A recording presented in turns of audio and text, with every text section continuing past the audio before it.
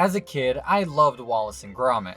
All three shorts, and especially the cracking contraption ones.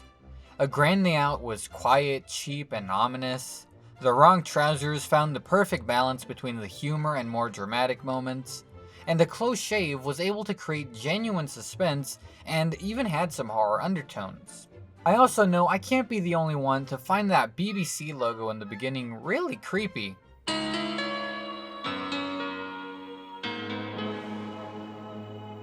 I would watch these shorts very late at night. I still remember going to Target and buying this DVD. It had all three short films along with the 10 skits. So you can imagine my excitement when I first saw the trailer to their new movie on TV, Wallace and Gromit: The Curse of the Were-Rabbit. The title alone had me hooked. One of my favorite films of all time is The Wolfman and An American Werewolf in London. So the fact that this feature film was paying homage to those movies were a huge plus for me. I still remember all the marketing for this film, especially the Burger King commercials. Unfortunately, I couldn't find many of them to share. I always wanted to get the Grab-O-Matic, but I swear they never had them at any Burger King I would go to. Anyways, October 5th came around, I went to my neighborhood theater, Six Flags Mall, to watch the film, and I loved it. I have some vivid memories of 6-year-old me looking up at the screen in a packed house just in complete awe. Stop motion's always been super fascinating to me, and this film really set the bar. I actually liked it so much that I bought a pirated copy in Mexico while visiting. And funny enough, I had no idea it was pirated. In my head, I thought that the DVD looked crappy because of whatever company that manufactured it. Which was technically true. Because years later, I bought an official DVD on Albertsons and put it on my shelf, but didn't watch it for the next couple of years. I got to a point where I wanted to rewatch it, but Blu-rays were already out. I'd already gotten spoiled by the crispiness and dynamic sound of Blu-ray, so I decided to just wait until the Blu-ray came. Even more years passed by, I started growing weak and hungry. Then the day came when I saw it on pre-order on Amazon. Beautiful day. But that still begged the question, what took so long? We're at a time where 4K discs are becoming a thing, and streaming services are becoming more and more popular every single day, so why is now the best time to release it? I don't know. But to be fair, you don't know what was going on behind the scenes. Maybe there were licensing issues, maybe there's a problem with the remaster, who knows?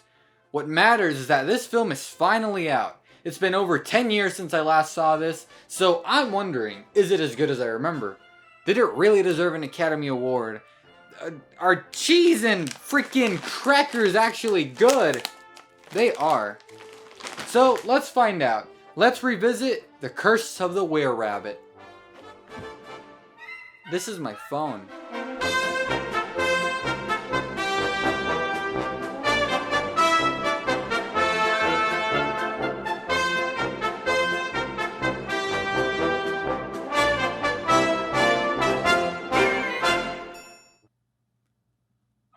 Okay, wait. Wow, that was quite a blast from the past, kids. I'm just dang. Let's transition back to the room and just talk about the film, because that's why we're here, right? We're all lovers of film. We're here to just have fun and entertain and do all of that. Wait, what was that? Did you hear that? Did you feel? I'm getting chills right now. Oh my god. Oh! It was at this point where my sound recorder caught an EVP, also known as an electronic voice phenomenon. Listen carefully. We're here to just have fun and entertain and do all of that. Wait, what was that? Just have fun and entertain and do all of that. Wait, what was that? Do all of that. Wait. Oh! This movie is just as fun, just as funny, and just as clever as when I first saw this in the theater back in 2005. There are actually more adult jokes than I remember, which surprised me, and that leads me to my first thing that I want to talk about, the humor. The jokes in this movie are so funny to me, and I don't even know why. From the first shot of the film where we go through the portraits of Wallace and Gromit, I was laughing. Also, I need to get this out of my system, but baby Gromit is so cute, oh my god. And Harry Wallace is so what? There isn't a joke where I didn't at least smirk. As a child, my favorite joke was, hands down, the part where Gromit and Philip are fighting. Then they need a quarter to keep the airplane moving. That was great. Also this made me laugh out loud. Another thing I love about this is the entire look and style of it all. It's always been clear from the title cards in the franchise that Nick Park is a fan of the golden age of horror, but this movie takes it to the next level. The foggy streets of Toddington, the blue moon, the were-rabbit transformation, the church scene with the Reverend, they all look so gorgeous, and especially with the new Blu-ray release, which I highly recommend. You can see the thumbprints on the characters shift around, which just adds more charm to it. It's awesome. And I can't forget to talk about the music for the movie. It's composed by Julian Knott and produced by Hans Zimmer. This soundtrack has a type of music cues that when they come on, you just want to stand up and yell, "Yes!" And now the first question on everyone's mind is, does the film hold up?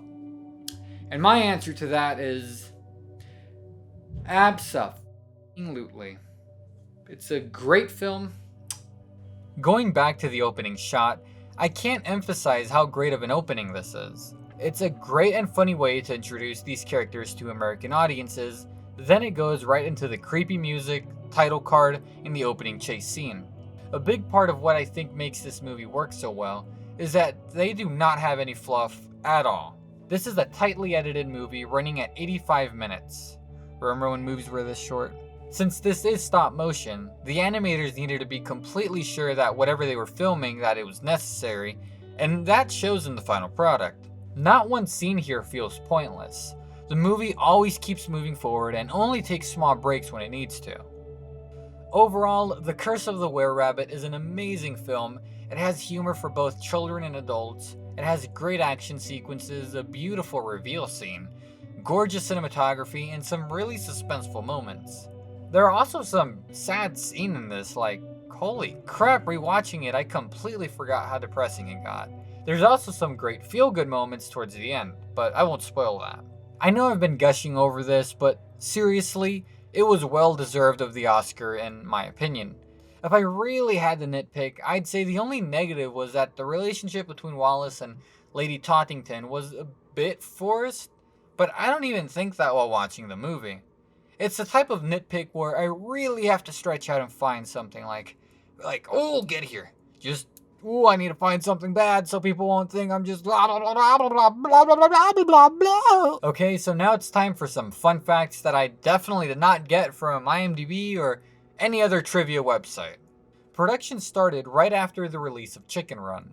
It took 5 years to make, with Aardman only animating 3 seconds a day, using a total of 2.8 tons of plasticine and over 1,000 baby wipes per week for animators to clean their fingers. Portland, Dorset, and the UK had to alter some posters because they needed to remove the word rabbit due to local superstitions that the word can cause dangerous landslides in the local stone quarrying industry. Which, if rabbit can curse something, then I've said that quite a bit in this movie, so in this review, I mean. So look at all these cheese puns in Wallace's bookcase. My favorite is Graded Expectations. Perfect. Just perfect. Even though this is all stop motion, there were over 700 shots that required CGI. This was because of fog, floating bunnies, and all that good stuff. Oh, and this great shot right here. This vegetable shop is named after Harvey's, which is taken from the 1950 James Stewart film Harvey, in which he befriends an invisible big old bunny. According to Aardman and Nick Park, DreamWorks were very difficult to work with. They kept wanting to change things around to appeal with American audiences more. They even had the guts to ask to replace Peter Sallis as the voice of Wallace. The iconic voice fans know from all the previous shorts, and he was almost replaced? Shame on you, DreamWorks, you do not mess with Wallace. Plus, they ended up winning the Oscar, so in the end, who really won? Around the time the film was released, the Aardman warehouse burned down to the ground, destroying all characters and sets from the film, and all the original short film sets. Now there's something to ruin your childhood.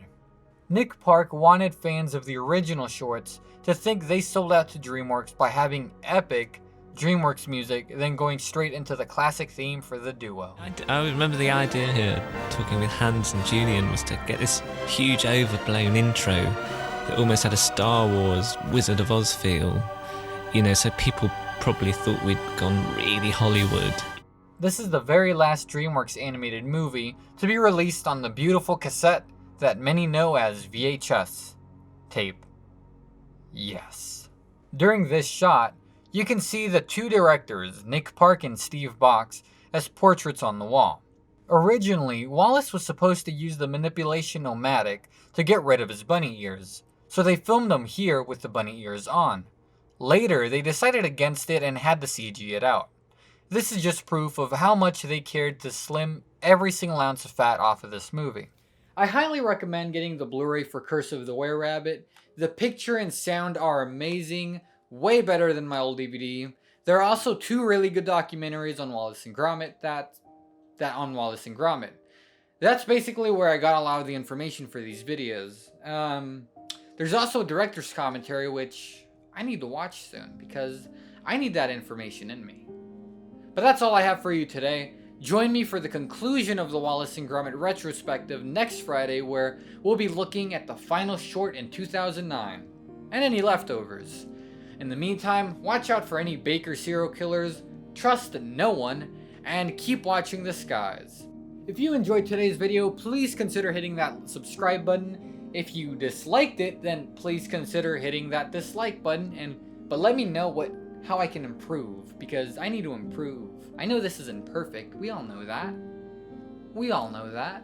But let me know. Also, if you want to go check out a blog I wrote, please go to nightgaze.net and you'll find cool stuff there. Is it weird if I sponsor my own videos? Find out next time.